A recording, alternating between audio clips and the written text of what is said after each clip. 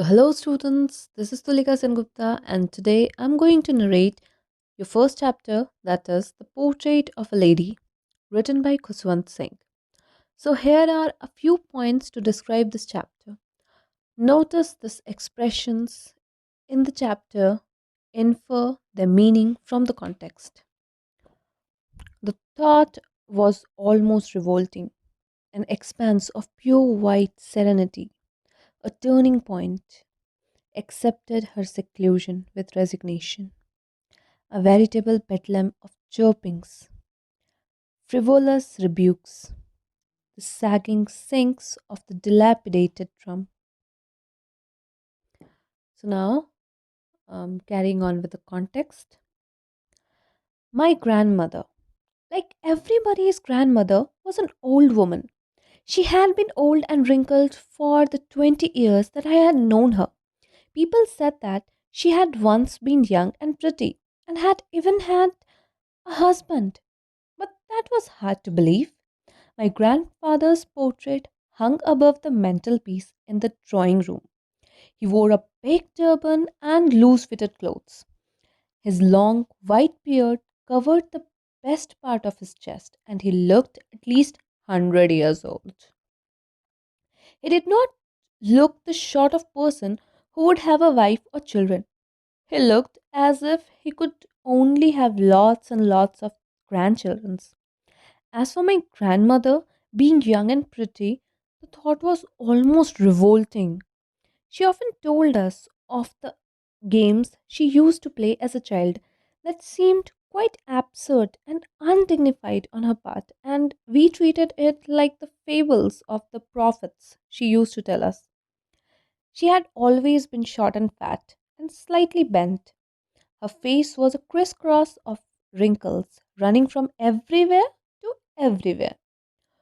No, we were certain she had always been, as we had known her, old, so terribly old that she could not have grown older, and had stayed at the same age for 20 years. She could never have been pretty, but she was always beautiful.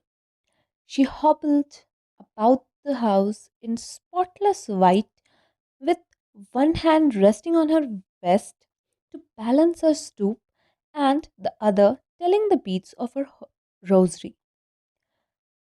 Her silver locks were scattered untidily over her pale, puckered face, and her lips constantly moved in inaudible prayer. Yes, she was beautiful.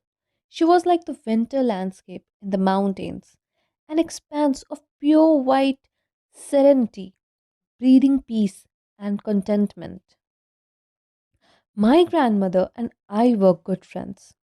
My parents left me with her when they went to live in the city, and we were constantly together. She used to wake me up in the morning and get me ready for school.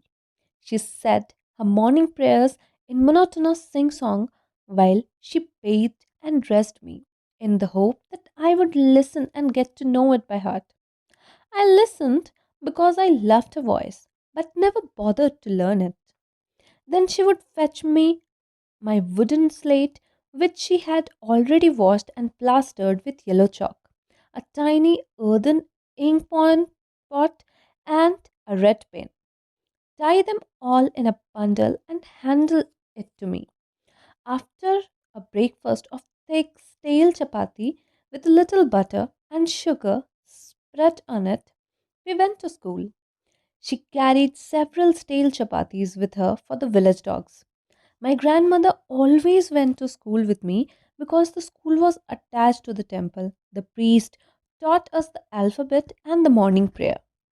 While the children sat in a row on either side of the veranda, singing the alphabet or the prayer in a chorus, my grandmother sat inside reading the scriptures. When we had both finished, we would walk back together. This time, the village dogs would meet us at the temple door. They followed us to our home, growling and fighting with each other for the chapatis we threw to them. When my parents were comfortably settled in the city, they sent for us. That was a turning point for our friendship. Although we shared the same room, my grandmother no longer came to school with me. I used to go to an English school in a motor bus. There were no dogs in the street, and she took to feeding sparrows in the courtyard of our city house. As the years rolled by, we saw less of each other. For some time, she continued to wake me up and get me ready for school. When I came back, she would ask me what the teacher had taught me.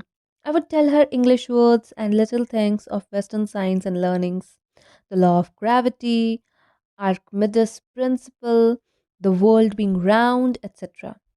This made her unhappy. She could not help me with my lessons.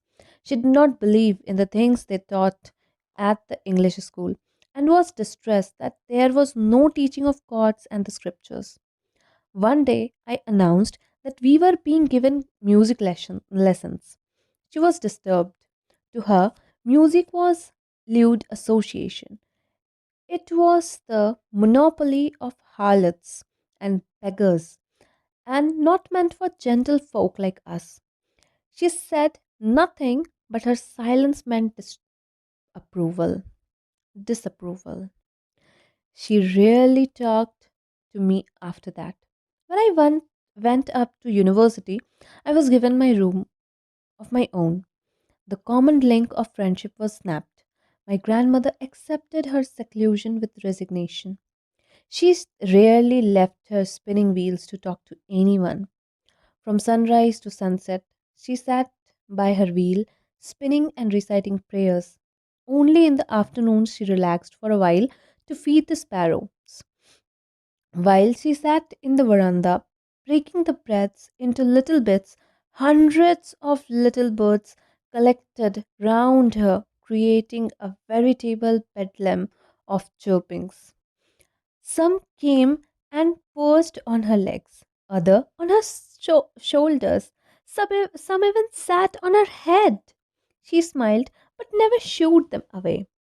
It used to be the happiest half hour of the day of her.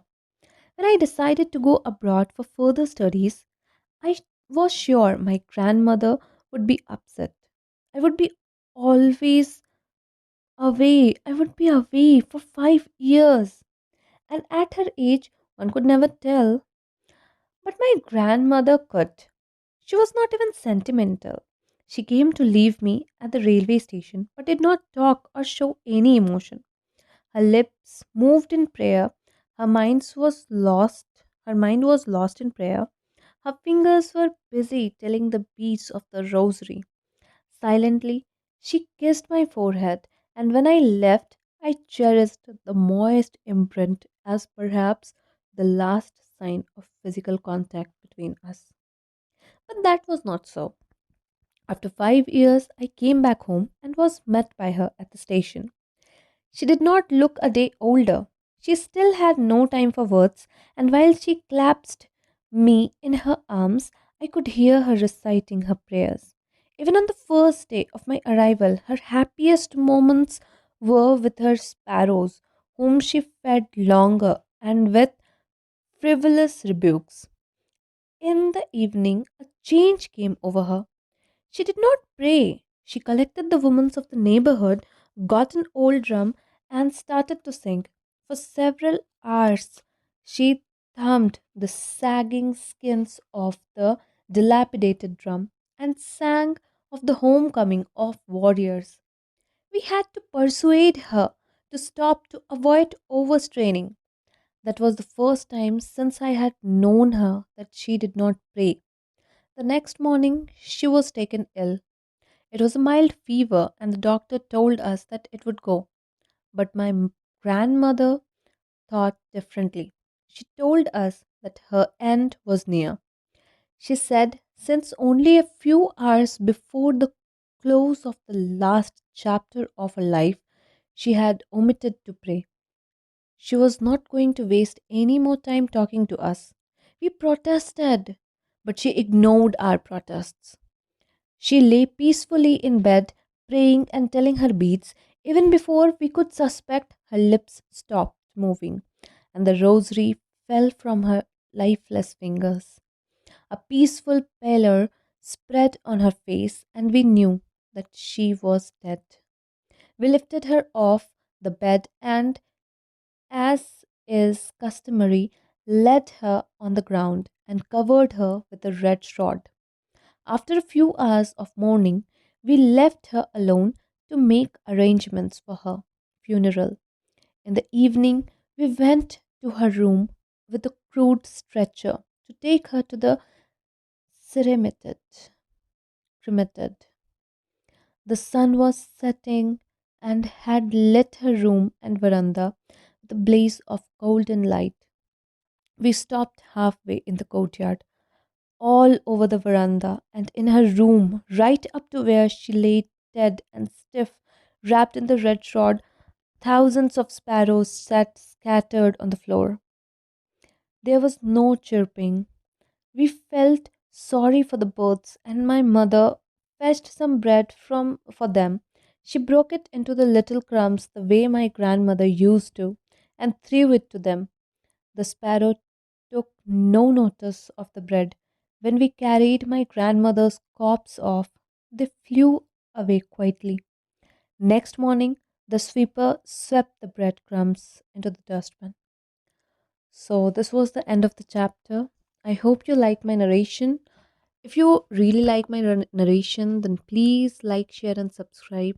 Please do share my channel because it's new, and I'll be coming with summaries as well. So, thank you very much.